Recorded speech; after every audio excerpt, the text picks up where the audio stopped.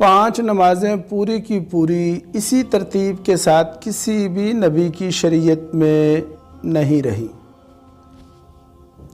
البتہ سرکار دو عالم صلی اللہ علیہ وسلم کے فرمان مبارک کے مطابق حضرت جبرائیل علیہ السلام نے 2 دفعہ نمازوں کے اوقات بتائے، امامت کرائی، اور امامت کرانے کے بعد فرمایا کہ یہ ہیں نمازیں آپ کی بھی اور پہلے انبیاء کی بھی۔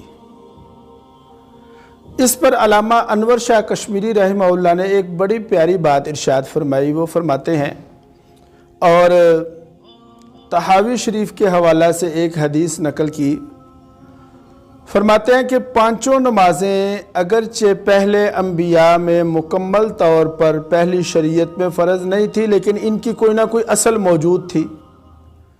چنانچہ حضرت آدم علیہ السلام کی جب دعا قبول ہوئی اس وقت فجر کا وقت تھا، انہوں نے 2 رکعتیں پڑھیں تو فجر کی اصل یہ ہو گئی۔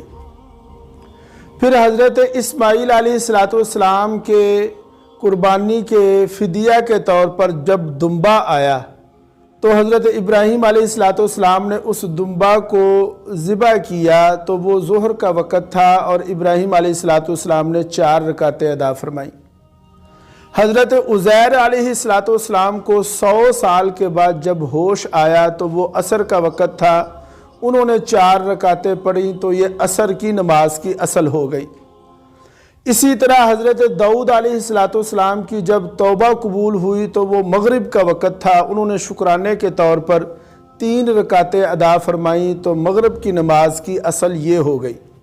اور عشاء کی نماز جو ہے وہ پہلی کسی شریعت میں نہیں تھی، صرف امت محمدیہ میں تھی۔